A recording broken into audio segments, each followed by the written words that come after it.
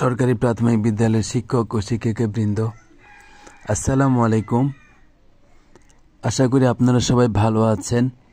আমিও আপনাদের দোয়ায় আল্লাহর রহমতে ইনশাল্লাহ ভালো আছি।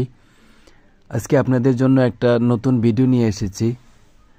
আমাদের আজকের ভিডিওটা হলো কল্যাণ ট্রাস্টের ব্যাপারে। কল্যাণ ট্রাস্টে আমরা কিভাবে রেজিস্ট্রেশন করব সেই ভিডিওটা আজকে আমরা তৈরি করব। অনেকে হয়তো প্রশিক্ষণে করে নিয়েছি বা জেনে নিয়েছি, আর অনেকে সেটা পারেনি, সমস্যায় ভুগেছি বা সমস্যা রয়েছে, ওপেন করতে পারিনি এখনও। তাদের জন্য আমার আজকের এই ভিডিওটা আশা করি অনেকটা সহায়ক হবে।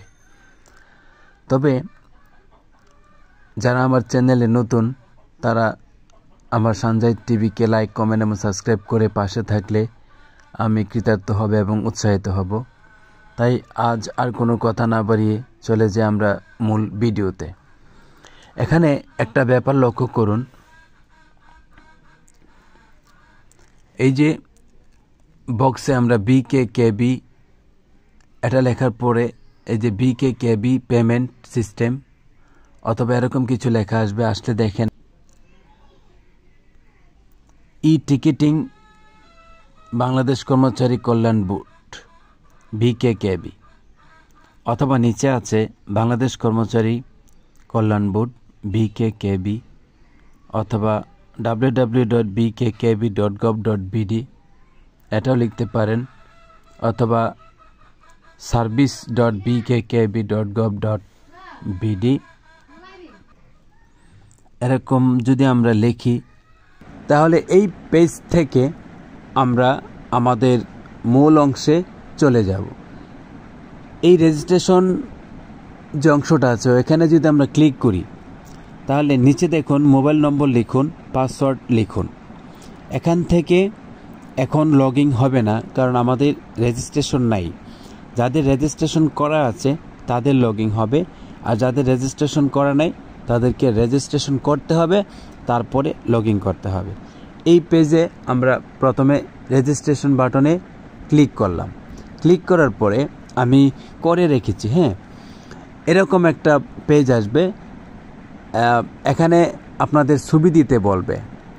ছবিটা দিবেন, সর্বোচ্চ অনুমোদিত সাইজ হবে 300x300, ঠিক আছে? এর বেশি হলে হবে না, কম দেওয়া যাবে। তবে 300x300 যেহেতু চেয়েছে, আমরা 300x300ই দেব, ঠিক আছে?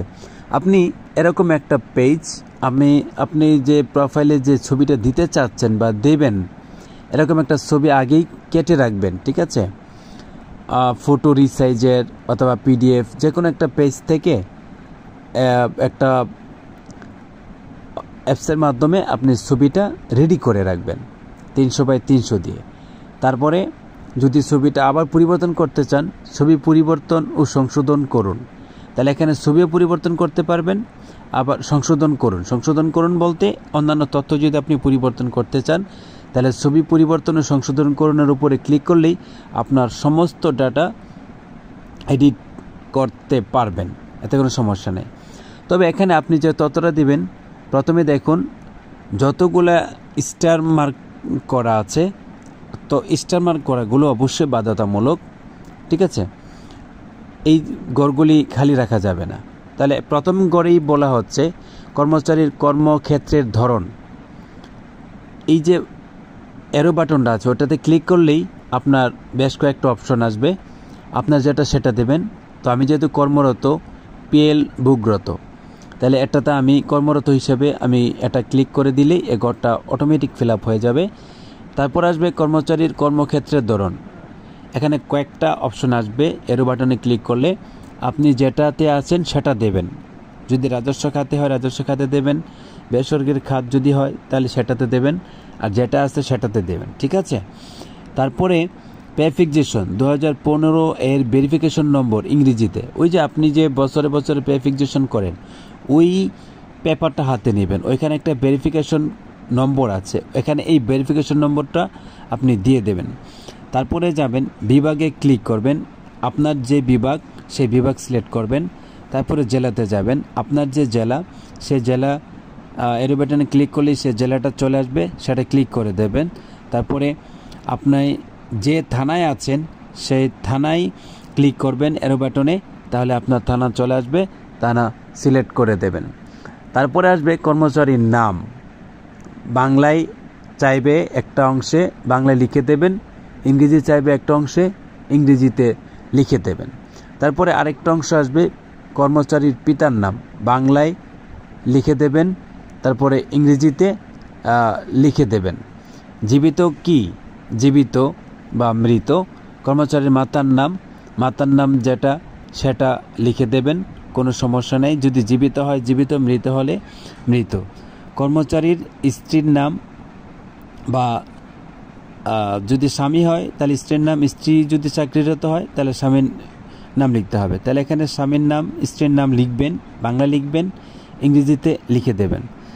তারপরে কর্মচারীর লিঙ্গ, পুরুষ হলে পুরুষ সিলেক্ট করবেন, থার্ড লিঙ্গ হলে থার্ড লিঙ্গ সিলেক্ট করবেন, মহিলা হলে মহিলা সিলেক্ট করবেন। তারপরে কর্মচারীর মোবাইল নম্বরটা দেবেন, ওই মোবাইল নাম্বারটা দেবেন যেটা আপনি ফিক্সেশনে ব্যবহার করেছেন, ব্যাংকে ব্যবহার করেছেন, তারপরে এই যে আপনার অফিসে, তারপরে আপনার যে হিসাব রক্ষণ অফিস আছে যেখানে ব্যবহার করছেন সেটাই দেবেন, ঠিক আছে। তারপরে আপনি যাবেন 3 নম্বর পেজে। 3 নম্বর পেজে গিয়ে দেখেন কর্মচারীর পদবি বাংলায় যেটা আপনার লেখা দরকার সেটা লিখবেন, যদি সহকারী লিখবেন, যদি প্রধান লিখবেন। তারপরে ইংরেজিতে লিখবেন। তারপরে কর্মচারীর জন্ম তারিখ লিখবেন। তারপরে পিআরএল গমনের তারিখটা লিখবেন, ওটা আপনি আগেই বের করে রাখবেন কত সালে আপনি যাচ্ছেন। তারপরে কর্মচারী পে ফিক্সেশন 2015-এর ভেরিফিকেশন নম্বর, ওটা আপনাকে আবার লিখতে হবে, বটুতে চলে আসবে। তারপরে কর্মচারী জাতীয় পরিচয়পত্রের নম্বর 17 ডিজিটের আছে, আর আছে 10 ডিজিটের, ঠিক আছে, ওটা দিয়ে দেবেন যার যেটা। তারপরে কর্মচারী বেতন গ্রেড এটা চলে আসবে, কর্মচারী বেতন স্কেল এটাও চলে আসবে, কর্মচারী মূল বেতন এটাও চলে আসবে, চাকরিতে প্রথম যোগদানের তারিখ এটা অটোতে চলে আসবে। তারপর কর্মচারীর অফিসের নাম ও ঠিকানা, হ্যাঁ, এটা আপনি লিখে দেবেন, যেখানে কর্মরত আছেন বর্তমানে সেটা লিখে দেবেন বাংলাতে, তারপরে লিখবেন ইংরেজিতে, ঠিক আছে, তারপরে লিখবেন ইংরেজিতে। লেখার পরে নিচে চাইবে আপনি কি আইবাস প্লাস থেকে তথ্য নিতে চান। যদি আপনি আইবাস প্লাস থেকে তথ্য নেন, আপনি যদি আগে কোনো স্কুলে থেকে থাকেন তাহলে স্কুলের নামটা আগেরটা চলে আসবে।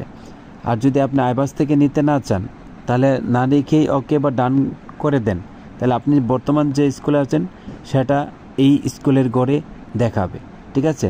তারপরে আপনি ওকে বা ডান করে দিলে আপনার রেজিস্ট্রেশন কার্যক্রম আপাতত সম্পন্ন হয়ে গেল।